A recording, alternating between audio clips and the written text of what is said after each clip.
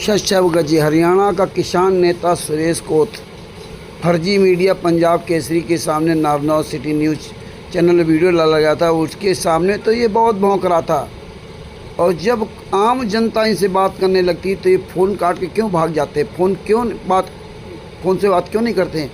ये हरियाणा किसान नेताओं को समझना चाहिए, पूरी देश दुनिया को समझना चाहिए। ये जितने भी नेता और मंत्री संतरी हैं, आप जैसी जनता इनसे सवाल करना शुरू कर दोगे तो ये पूंछ दबा के भाग जाएंगे। अब इन नेताओं को, मंत्रियों को, आपको जूतों से बात करना होगा। जनता को एक हाथ में फ़ोन रखना, इनसे सवाल करना, और दूसरे हाथ में जूता लेना है, तभी ये नेता और मंत्री सुधरेंगे। देखिए, दास ने जब इनसे सवाल किया तो साला फ़ोन काट के भाग गया, दोबारा फ़ोन नहीं उठाया। और ऐसे देखो कैसे ये छौंकरा, कितनी लंबी चौड़ी हाँ करा। सुनिए इस सुरेश कौत हरामजादे की ऑडियो और कानपुर से रामचंद्र रात की वार्ता। सच इनका खुद का घर नहीं है, काम करने के लिए गांव में आए थे। तो यहाँ कोई खाली मकान था, उसमें रहने लगे। उन्होंने कह दिया कि मकान खाली करते, आंगनवाड़ी में आ गए।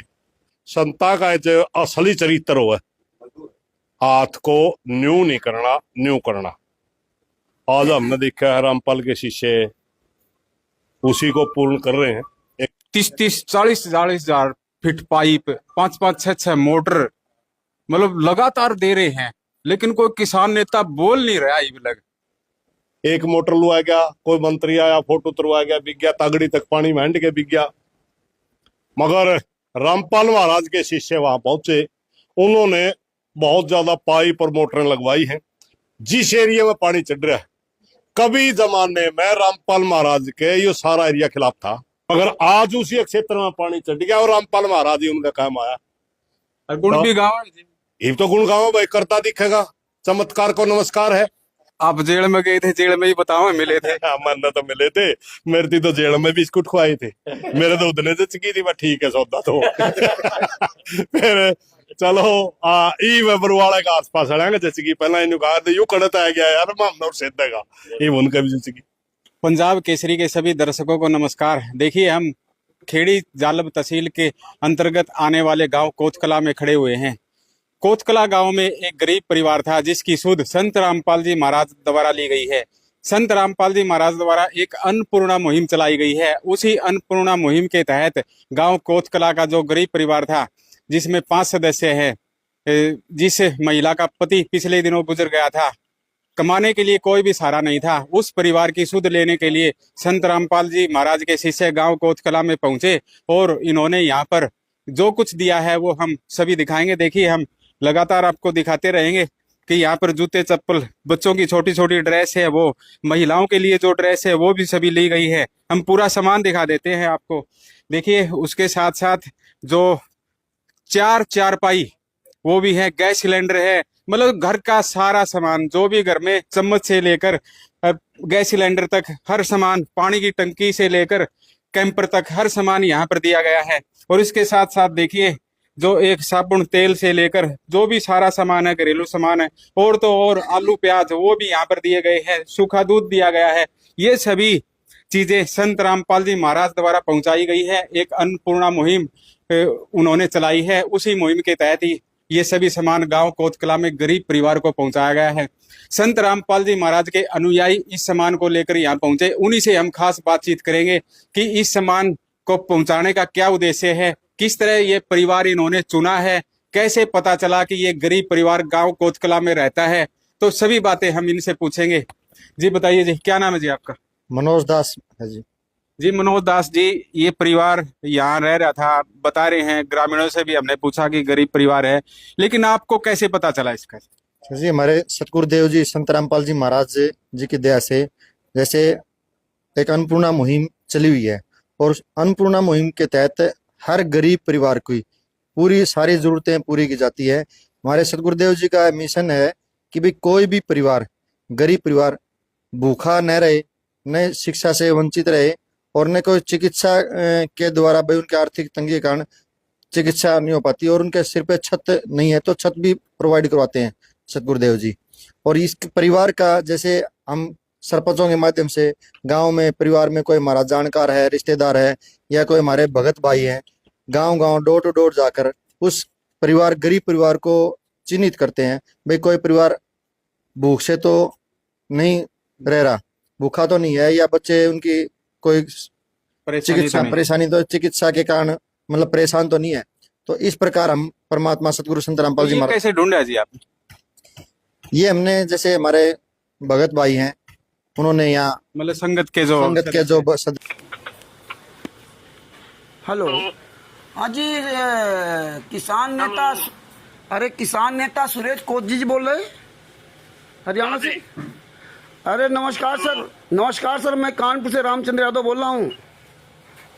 हाँ जी सर, मैंने आपका एक वीडियो देखा था नारनौद सिटी न्यूज पर, लाइव पर। हाँ, हेलो, मैंने आपका एक वीडियो देखा था सर।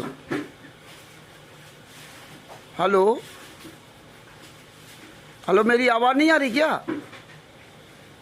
हेलो, हाँ सर जी, नमस्कार सर जी, आवाज़ आ रही है? हाँ नमस्कार, हाँ आ रही है जी, आप बोलो। अरे सर, मैंने आपका एक वीडियो देखा था नाननौद चैनल पर। हाँ जी, हाँ, जिसमें आप संतराम पाजी महाराज के बारे में बता रहे थे। जी जी, तो आप बता रहे थे कि पहले संतराम पाजी महाराज को सब गलत कह रहे थे, अब जब पाई पाई भी मोटरें और घर मकान बनाना शुरू कर दिया तो सब लोग अच्छा कहने लगे। अब ये किसान नेता सुरेश को फोन नहीं उठाएगा, ये इतने साले डरपों के फोन काट रहा है। हाँ? इतनी सी बात जैसे सवाल किया उतने में फोन काट दिया। किसान नेता सुरेश कोत 97 29 93 64 94।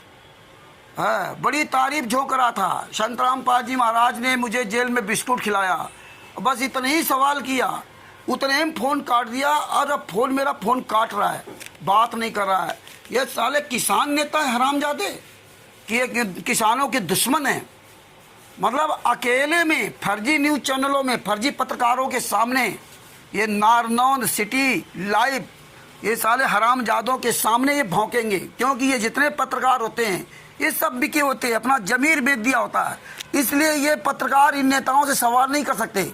इसीलिए आज मीडिया को गोदी मीडिया कहा जाता है, इसीलिए मीडिया पर जूते चलाए जा रहे हैं, इसीलिए मीडिया को गालियां दे रहा पूरा देश, पूरी दुनिया।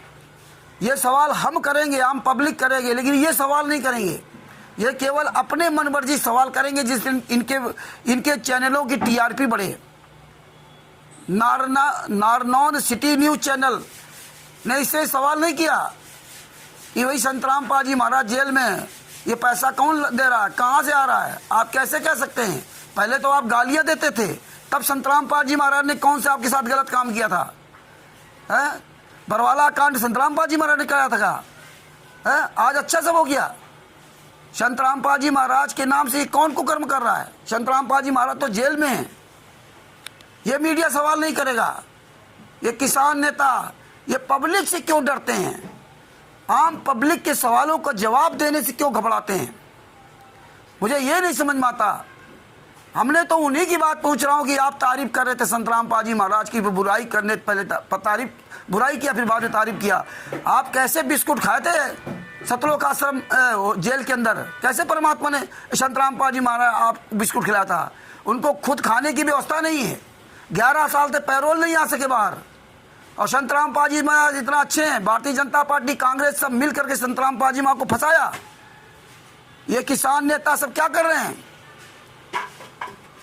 संतराम पाजी महाराज इतने अच्छे तो उनके लिए आवाज क्यों नहीं उठाते? संतराम पाजी महाराज के नाम से ये घर मकान कौन बनवा रहा है? ये पैसे कहाँ से आ रहे हैं? इसकी जांच कौन करेगा? इनकम टैक्स कहाँ से हो रहा है? ये सरकारें चुपचाप क्यों बैठी हैं? ये किसान नेता चुपचाप क्यों बैठे हैं? 11 साल से 74 साल का बूढ़ा आदमी 11 साल से सजा काट रहा है और तुम लोग यहाँ पर राजनीति कर रहे हो।